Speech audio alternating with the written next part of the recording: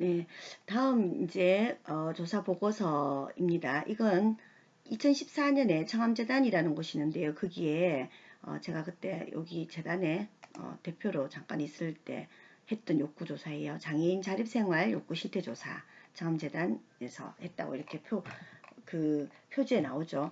여기는 지금 목차가 없이 바로 이렇게 나와 있어요. 이건 어때요, 여러분들? 목차가 없으니까 뭐부터 나오는지 모르죠. 이렇게 이제 쓰면 안 되죠. 조사 보고서는 일단 목차가 먼저 나와야 됩니다. 2014년 자립생활 욕구 실태조사 서론 나옵니다. 서론부터 딱 먼저 나와요. 연구의 필요성 및 목적이 나오고, 연구 내용은 뭔지, 그리고 연구 방법, 연구는 이렇게 했다. 대상은 누구누구, 방법은 이렇게 했고, 대상자 선정과 조사 방식은 어땠고, 분석은 뭘로 했다. 이렇게 나오죠. 그리고 이제 연구 결과 조사했는 결과를 분석하는 거예요. 분석 이제 본론인 셈이죠. 일반적인 특성.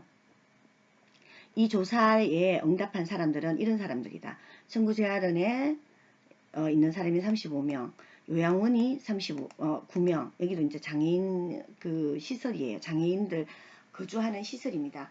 왜 이런 여기서 욕구조사를 하게 됐냐면 요즘은 이제 탈시설이 앞으로 장애 운동에 또 장애인들의 삶을 위해서 시설에서 막 모아놓고 이렇게 집단으로 거주하는 게 아니라 시설을 떠나서 시설에서 나와서 개인적으로 활동보조인이라든가 뭐 이런 여러 가지 자기가 이제 좀 사생활도 보호되고 이렇게 살 수 있도록 자립할 수 있는 앞으로는 이제 자립으로 갈 수 있도록 탈시설하는 이걸 준비하기 위해 가지고 여기 안에 있는 이제 시설에 있는 장애인들을 대상으로 이런 욕구조사를 한 겁니다. 만족도 조사가 아니라 욕구조사를 하게 된 거죠. 그래서 여기에 거주시설별로 보면 여기에 청구는 재활원이에요. 재활원이라서 좀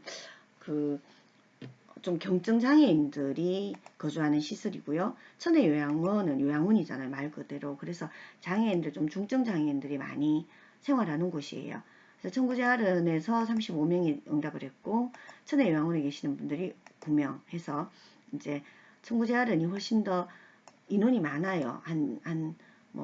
거의 100명 넘게 생활하는 곳이고, 천혜요양원은 30분 정도만 거기 생활하고 계시거든요. 그래서 이제 이렇게 빈도가 아무래도 재활원이 많죠. 그리고 자립이기 때문에 너무 중증장애인들 같은 경우는 혼자 계시기 좀 힘드시죠. 그래서 그래도 그나마 이제 생활을 할 수 있는 바깥 생활을 할 수 있는 그런 분들을 중심으로 이제 자립이 먼저 이루어져야 된다라는 생각하기 때문에 청구재활원이 더 많이 이렇게 응답을 한 것 같아요. 그리고 이렇게 이제 그룹폼 거주시설별로 조사 응답도 그룹폼도 있고 체험홈 이제 장애인 재활 서비스 중에서 그룹홈에서 사시는 분들도 있고 체험홈도 있고 뭐 여러 가지 있어요. 그래서 이제 요렇게 또 분류를 했네요. 남자분들이 44명이에요. 전체 다 보니까 조사 응답자의 100%가 남자 장애인들이라고 보시면 되겠고, 그래서 뭐 응답 이렇게 나이별로도 이렇게 했고요.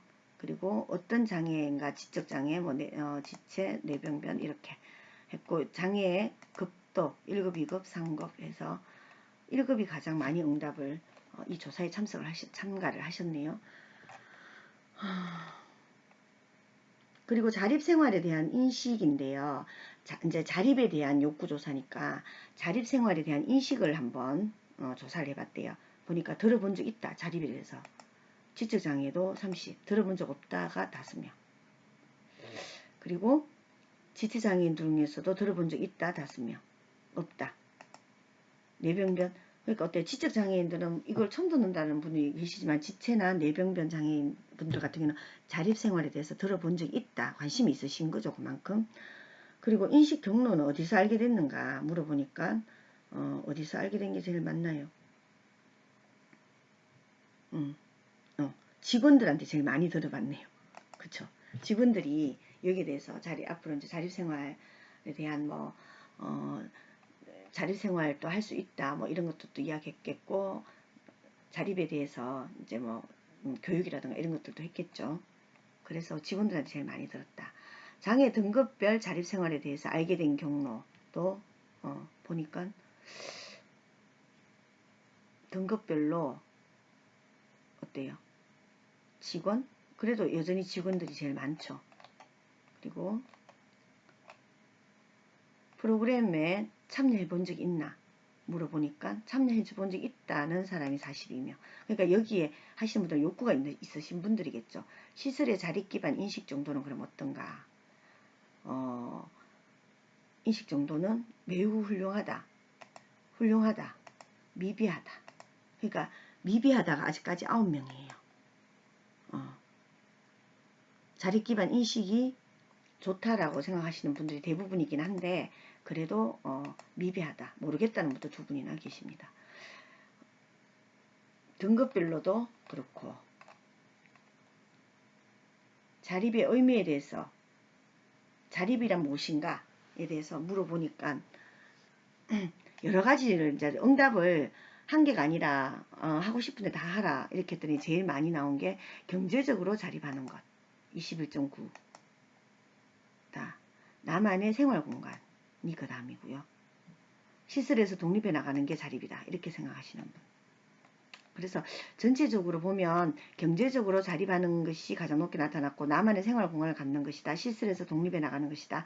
나의 권리를 찾아서 행사하는 것이다. 내 삶에 대해서 선택 결정하는 것이다. 라는 분들도 많았고 사회의 일원이 이제 고립되어 있다가 이렇게 좀 고립되거나 아니면 격리되어 있는 거잖아요. 시설에 장애시설에 딱 갇혀가지고 근데 사회의 일원이 되는 것이다. 뭐 여러 가지 이제 의미로 생각을 하고 있고 자립 의사가 있나 없나 이게 정말 중요하죠. 이 욕구조사에서 있나 물어보니까 있다가 37명이고 퍼센트로는 84%입니다. 많죠. 예 아니요로 답했겠죠. 상당히 어때요? 자립 의사가 있는 걸로 나타납니다. 그러면 지역사회 내에서 할 거냐 하니까 그렇다라고 이야기했고 그러면 장애 유형별로 지역사회 내 자립생활 거부를 하면 그 이유는 뭔가? 돈이 없거나 여기 시설에서 나가 사는 것이 자신이 없다. 가족 또는 일상생활을 지원해줄 사람이 없다. 이게 많은 거죠. 제일 많죠. 나가고 싶어도 못 나가는 거잖아요. 누군가가 내가 만약에 자립생활을 거부한 이유가 있다면 왜 그러노 하니까 나를 돌봐줄 사람이 없다라는 거예요. 돌봐줄 사람이 없다가 제일 많은 거죠. 그리고 장애 등급별로도 장애 등급별로 보면은 1급이 1급하고 상급이 가족생활이나 돌봐줄 사람이 없다. 시설에 나가서 잘 자신이 없다. 뭐 이런 게 이제 이유가 되는 거죠. 그래도 자립생활을 하게 되면 긍정적인 기대에 대한 변화가 있나 없나 보니까 자신감 회복된다. 그 다음에 선택의 폭이 넓어진다. 건강 회복한다. 취업 기회가 다양해진다.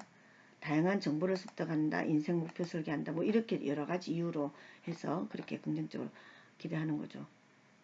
근데 불안한 이유는 불안적인 요소가 있다면 자립생활에서 뭡니까? 이거네요. 안정된 주거지가 확보하는 게 중요하다. 그리고 일상생활 및 신변 처리, 장애인이기 때문에 그리고 또 건강 유지, 사회환경 뭐 이런 것들이 경제적인 문제가 크네요. 예, 맞네요. 안정된 주거지, 경제적인 문제 이런 것들이 이제 불안적인 요소로 작용하고 있다라고 보고 있습니다. 그래서 희망 거주 형태는 어떤 건가 보면 소규모 시설, 동료나 직원 동반하는 이런 소규모 시설을 좋아한다. 막 사람들 많고 이게 아니라 그리고 뭐 결혼을 해서 이렇게 살고 싶다라는 욕구도 있고 여러 가지 이제 이렇게 수입은 어느 정도 되면 좋겠는가 뭐 지출 이렇게 이제 쭉 여러분들 보니까 표가 많죠. 그렇게 해서 이제 조사 결과를 이렇게 하고 그 다음에 마지막으로 결론이죠. 결론은 연구 결과 요약입니다. 요약해서 이렇게 나타내서 요약 자립생활에 대한 인식조사 결과 요약하면 다음과 같다. 그리고 자립생활 의지에 대한 조사 결과 요약하면 아래와 같다. 그리고 마지막으로 참고문은 부록으로 여기는 설문지를 이렇게 해놨습니다. 이 설문지를 보면 제목이 나오고 그 다음에 이 조사의 목적 그리고 어디에서 이렇게 하고 있는가 그리고 지시글이 나오죠. 나오고 이렇게 볼까요? 그리고 인적사항은 어디에 있는가 봅시다. 바로 여기도 뒤에 나오죠. 네. 성별과 나이, 장애 등급 그리고 참여한 연구진은 누군가 이렇게 나옵니다. 네. 잠시 쉬었다가 또 하도록 하겠습니다.